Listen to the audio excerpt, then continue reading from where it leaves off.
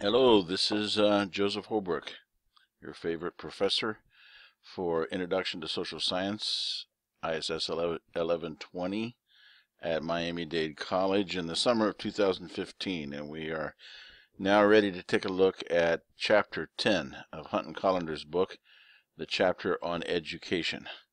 So please follow with me as we begin our study here.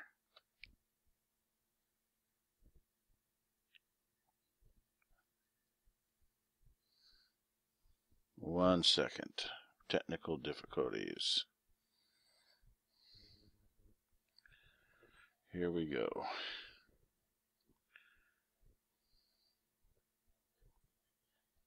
All right. Education. The way forward. So education refers to efforts to teach each new generation beliefs, ways of life, values, some knowledge and skills of the social group to which they belong. It's also a method of social control, society's way of transmitting information and also transmitting do's and don'ts, moral and ethical imperatives, the rights and duties and privileges of being a citizen of our society. The book points out that two of the effective ways of providing education is through example and nagging. There's a certain degree of nagging in reminding and trying to get students to do things on time and to proofread and to follow the right procedures. Complex societies rely on formal education to transmit and develop a cultural heritage. In the United States, $800 billion are spent annually on education. That's almost $1 trillion. And we have 75 million students who are the recipients of that education. The U.S. education system focuses on teaching individuality and individual and academic freedom. This is a dual thrust. Socialization attempts to curb individuality and teach people to be good citizens and respect the rights of others. But individuality promotes innovation, uniqueness, the exploration of creativity. So sometimes these two goals are in conflict. The education instills democratic cultural values, literacy for all, respect for all backgrounds, public support for education, and the nurture and use of all human resources. This shows the patterns of decline and growth of education in the United States from 1970 to 2008. As you see, at all levels, education is gradually increasing the number. There was a dip around 1985, which represented the end of the baby boomer generation and decline in birth rate. So the development of education in the United States began early in our country's history, around the 17th century. The early American or British colonists supported education. Sometimes common citizens were excluded, and education was only for the wealthy or the elite in the early phase. And by the 19th century, there was a wave of democratization. Around the same time that Andrew Jackson was elected president in 1828, he brought with him a frontier spirit and a sense of democratic equality, as kind of a bias against elites and cultural sophistication. By the 1860s, public elementary education was firmly established, and public high schools increased after the Civil War.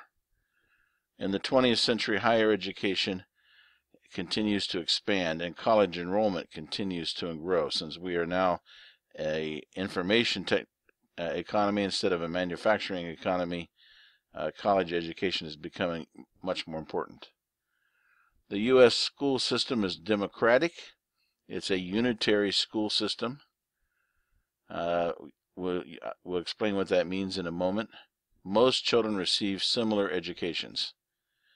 Initially, it was an 8-4-4 structure, that is 8 years of elementary school, 4 years of high school, and 4 years of college. Junior high, or the middle school concept, was added later. Most communities now follow a 5-3-4-4 structure, that is 5 years of elementary school, 3 years of middle school, 4 years of high school, and then 4 years of college.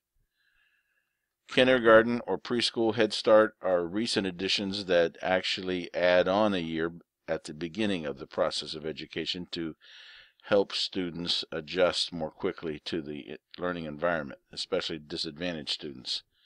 Community colleges are still expanding, and here at Miami-Dade College, we are part of the largest community college in the country with 170,000 students on 5 campuses.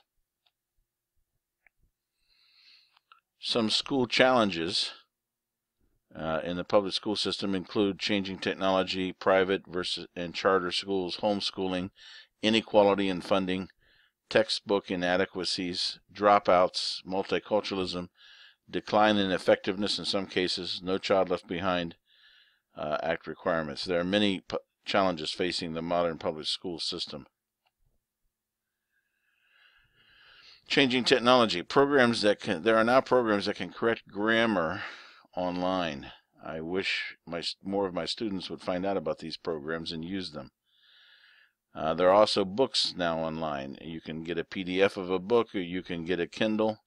You can buy books through Kindle and download them onto your laptop or your cell phone. I've read Homer's Iliad, all 800 pages, on my smartphone while standing in line at a Starbucks or driving to school. At the stoplights, of course, when I'm at a complete stop. Audio programs can turn speech into writing.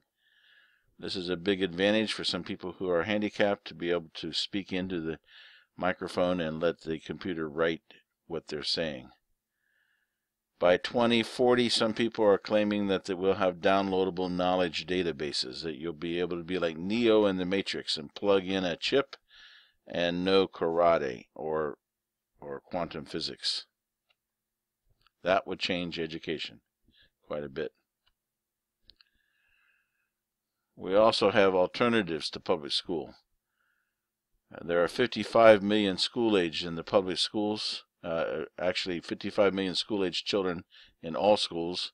Approximately 47 million of them are in public schools, but another 6 million children attend independent private schools, many of which are religious, Catholic or Protestant. The children from the private schools tend to score very well on tests. Another recent innovation is the idea of school vouchers, in which parents are given a voucher to take their money and choose the school of their choice. There's some possible downsides with that. Some of the public school advocates claim that the private schools skim off the cream of the crop and leave the problem or troubled youth for the public schools to deal with. Homeschooling is another option. Parents themselves do the teaching with pre-designed curriculum. 1.5 million children are homeschooled. There are other alternatives as well. Charter schools. My son is actually the test coordinator at a charter high school. A couple of my grandchildren have gone to charter schools, intended to provide an alternative to both private and public schools. These are decentralized schools based on a charter between a group of individuals and the state or local school board. A charter school is typically controlled by the parents and the teachers. 10% are run as for-profit schools rather than not-for-profit. They're designed to minimize bureaucracy and promote innovation.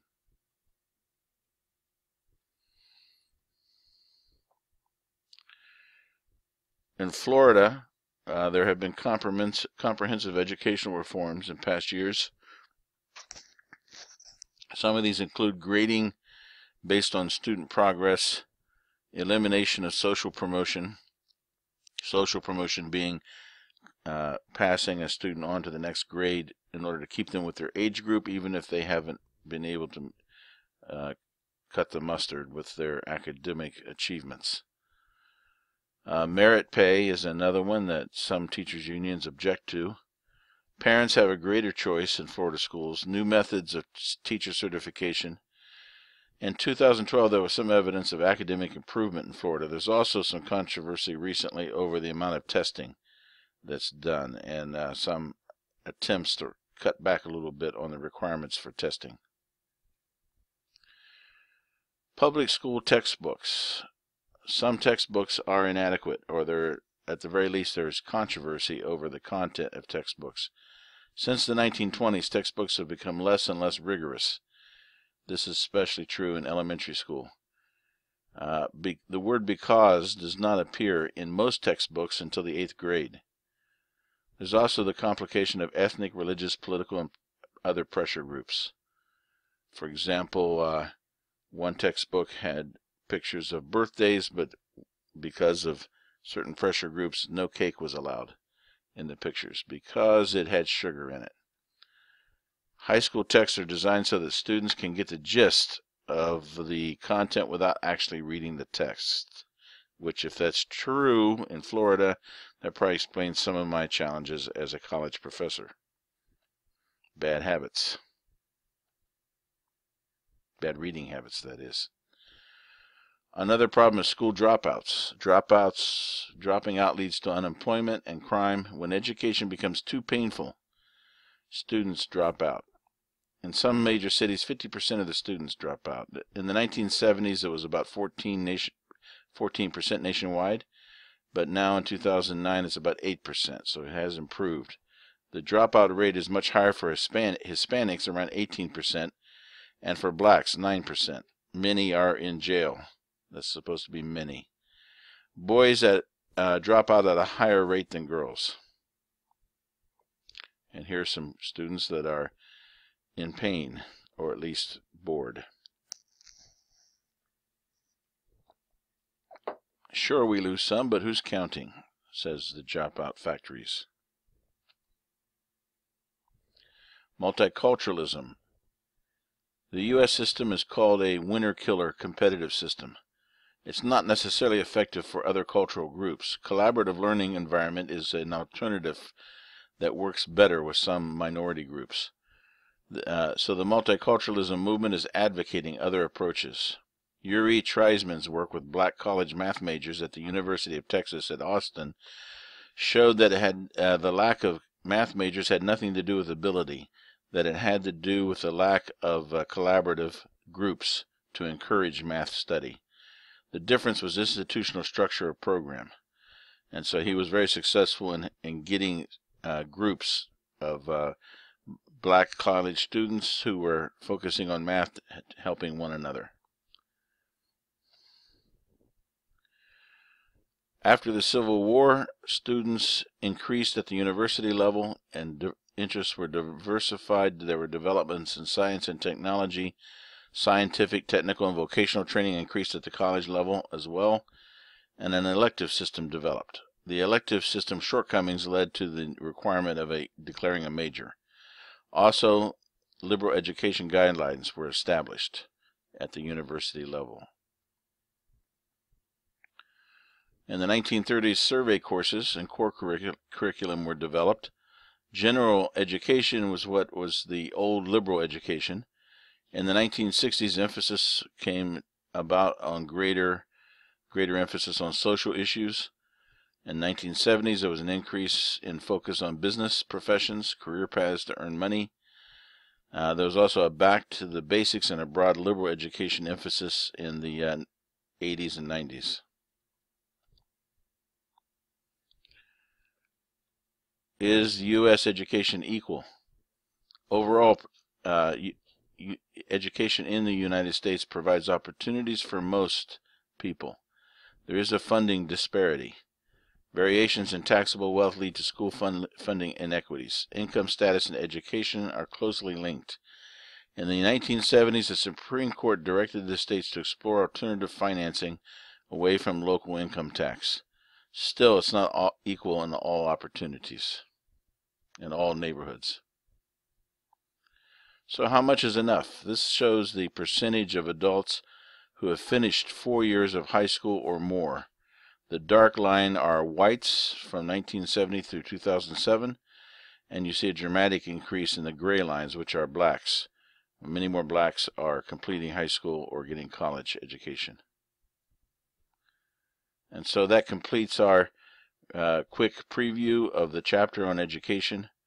Chapter 10, I hope you will read the chapter, and we will discuss it this week, and you will be taking the quiz. Thank you very much for your time.